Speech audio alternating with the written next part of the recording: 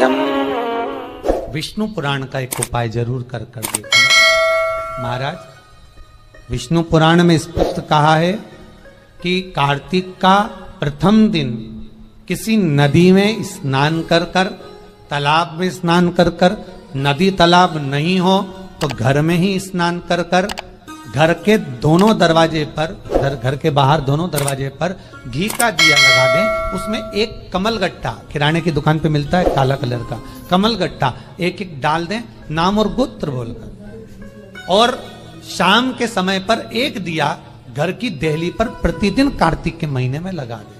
महाराज विष्णु पुराण का उपाय है।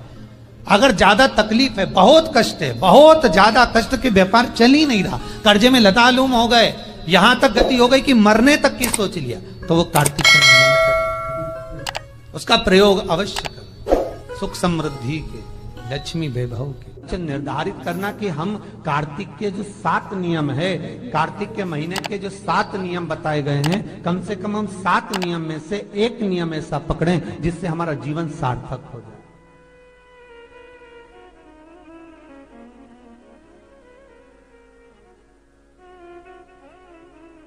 आप भले 7 नियम नहीं कर रहे कार्तिक के, भले एक नियम करो, पर वो नियम हमारा पूर्ण चलना चाहिए, उसके नियम की पूर्णता पूर्ण होना चाहिए।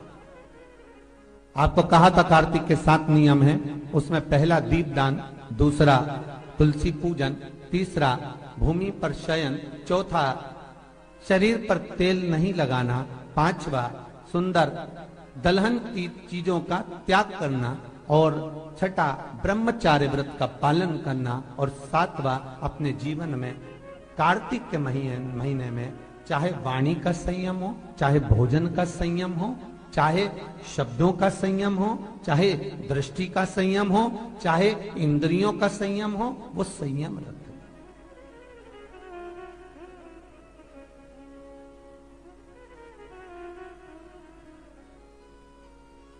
वो संयम धारण करना। अब हमें ये ज्ञात करना है कि 7 नियम जो कार्तिक के महीने के होते हैं, कार्तिक माहत्म में जो 7 नियम बताए गए होते हैं, इन 7 नियम में से कोई एक नियम हम हमारी जिंदगी में उतार लें, कोई एक नियम हम हमारे जीवन में उतार लें, जिस नियम के बल पर हमें परमात्मा का साक्षीकरण हो जाए।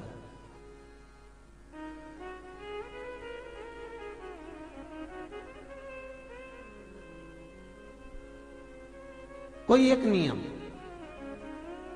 अगर आप दीप दान कर रहे हो कार्तिक के महीने में, प्रतिदिन आपने 1 महीना तक दीप दान करा महाराज, तो ये भी आपका एक नियम है। 1 महीने तक आपने जो तुलसी में जल चढ़ाया, ये भी आपका नियम है। आपने अगर वाणी पर संयम रखा है, ये भी आपका महाराज। एक बहुत सुंदर बात कार्तिक के माध्यम से लीजिएगा अपने जीवन में उतारने के। कार्तिक के महीने का 7वां नियम याद रखना, संयम।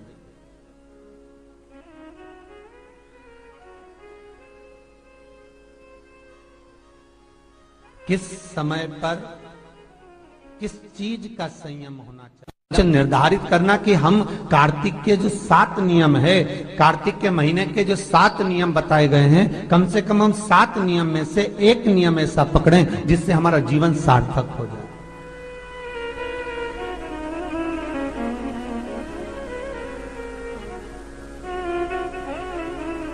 आप भले 7 नियम नहीं कर रहे कार्तिक के, भले एक नियम करो, पर वो नियम हमारा पूर्ण चलना चाहिए, उसकी नियम की पूर्णता पूर्ण होना चाहिए। आपको कहा था कार्तिक के 7 नियम हैं, उसमें पहला दीपदान, दूसरा तुलसी पूजन, तीसरा भूमि पर शयन, चौथा शरीर पर तेल नहीं लगाना, पांचवा सुंदर दलहन की चीजों का त्याग करना, और छठा ब्रह्मचार्य व्रत का पालन करना, और सातवां अपने जीवन में कार्तिक के महीने में चाहे वाणी का संयम हो, चाहे भोजन का संयम हो, चाहे शब्दों का संयम हो, चाहे दृष्टि का संयम हो, चाहे इंद्रियों का संयम हो, वो संयम रखें।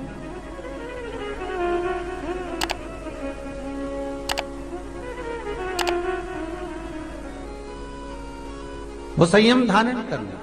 अब हमें ये ज्ञात करना है कि 7 नियम जो कार्तिक के महीने के होते हैं, कार्तिक महात्म में जो 7 नियम बताए गए होते हैं, इन 7 नियम में से कोई एक नियम हम हमारी जिंदगी में उतार लें, कोई एक नियम हम हमारे जीवन में उतार लें, जिस नियम के बल पर हमें परमात्मा का साक्षीकरण हो जाए।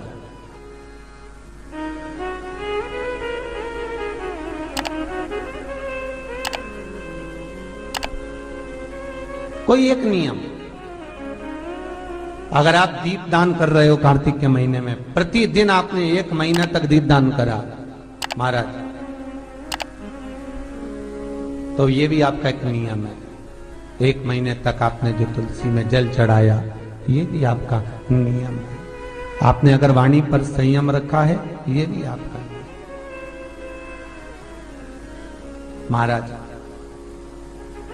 एक बहुत सुंदर बात कार्तिक के माध्यम से लीजिएगा अपने जीवन में उतारने के लिए। कार्तिक के महीने का 7वां नियम याद रखना, संयम।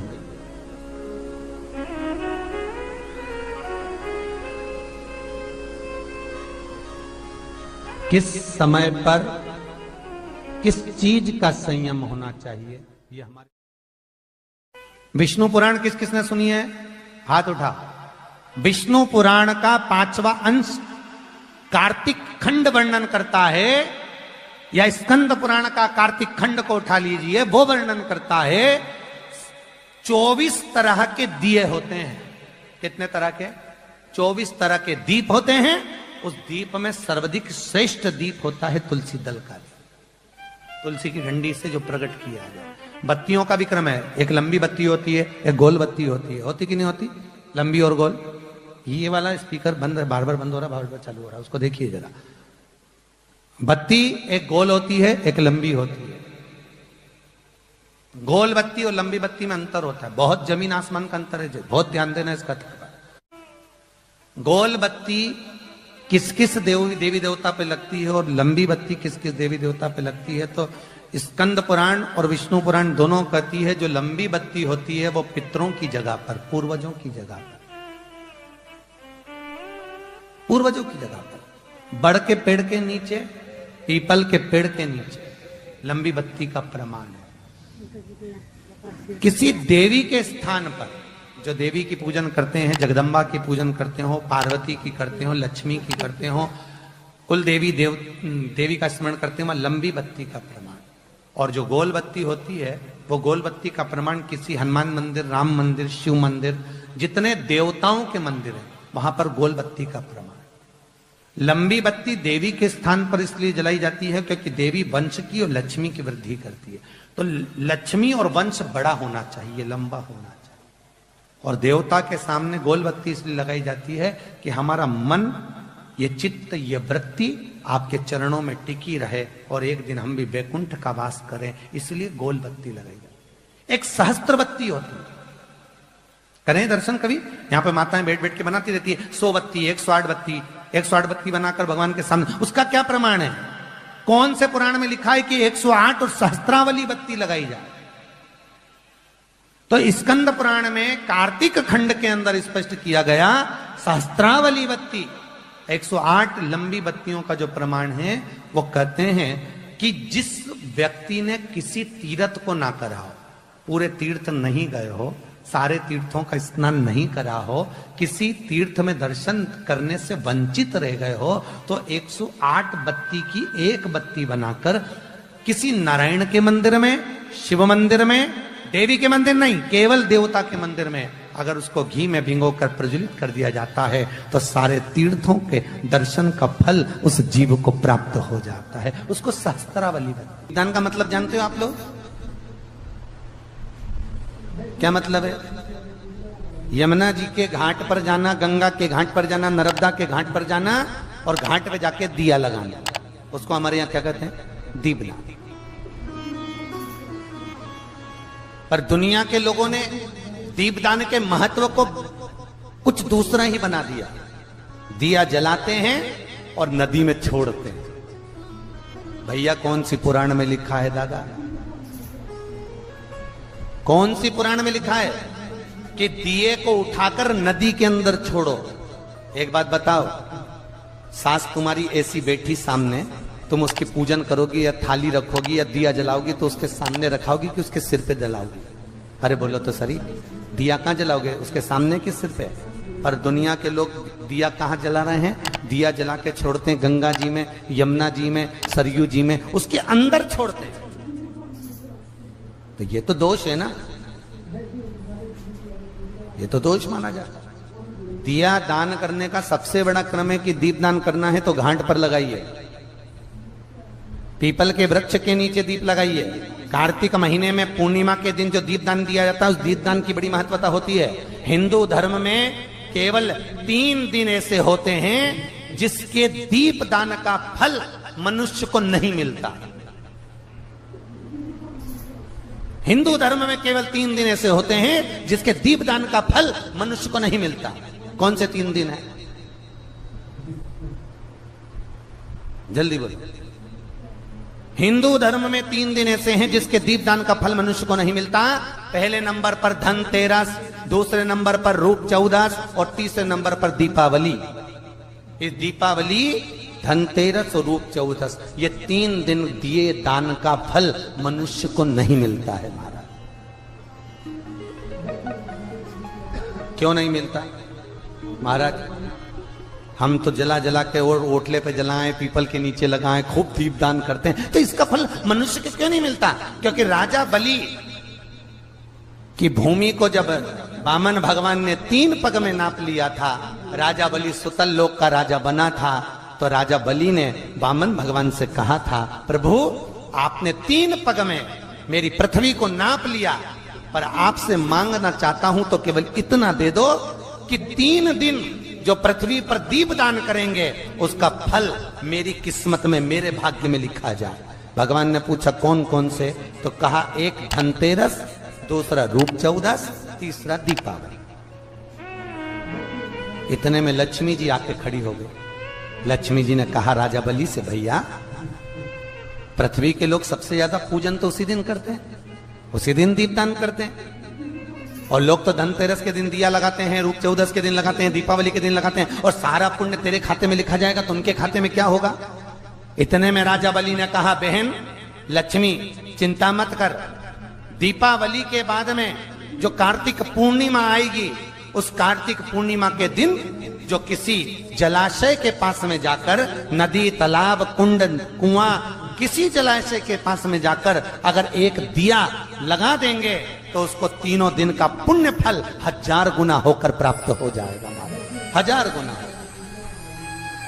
इसलिए हमारे यहाँ पर दीपावली को तो केवल दीपावली कहते हैं, पर कार्तिक की पूर्णिमा को देव दीपावली कहते हैं। कौन सी दिवाली है?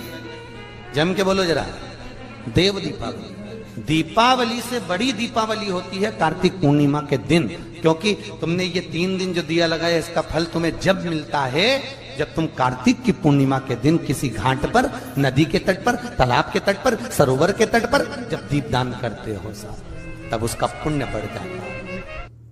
कार्तिक के महीने में 10वीं तिथि को जो तुलसी की डंडी को घी में भिगोकर अपनी कामना कर कर भगवान के सामने दिए में रखकर जला देता है, दिए की तरह उससे आरती उतार देता है, कहते हैं उसका जन्म दूसरी बार पृथ्वी पर नहीं होता, वो भगवान के गोलोक धाम में जिंदगी भर के लिए विराजमान हो जाता है। जिंदगी भर दीप की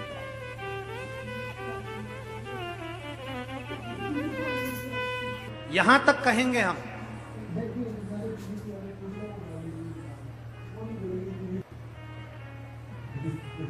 शरद पूर्णिमा से कार्तिक पूर्णिमा के बीच में, शरद पूर्णिमा से कार्तिक पूर्णिमा के बीच में प्रयास करना। दुकान नहीं चल रही हो, व्यापार नहीं हो रहा हो, तकलीफें बहुत ज्यादा हो, घर में क्लेश ज्यादा हो, अशांति ज्यादा हो, पैसे नहीं आ रहे हो, 1 रुपया कमा रहे 100 रुपये खर्च हो रहा है, बहुत टेंशन है, तो शरद पूर्णिमा से कार्तिक पूर्णिमा तक एक हल्दी और कुंकू, ये थोड़ा सा मंदिर में लेकर जाइए, हल्दी और कुंकू जरा जरा सा ले जाओ, अशोक सुंदरी वाली जगह पर पहले शंकर जी पे जल चढ़ा दो, अशोक सुंदरी वाली जगह पे जल चढ़ा दो, और वह हल्दी और कुंकू की एक एक बिंदी अशोक सुंदरी वाली जगह पर अपनी कामना कर कर लगा कर आओ। उसी में से वो हाथ जो तुम्हारा गीला है कंकु हल्दी का, वही हाथ लाओ, घर में प्रवेश करते समय अपनी देहली पर थोड़ा सा लगा दी।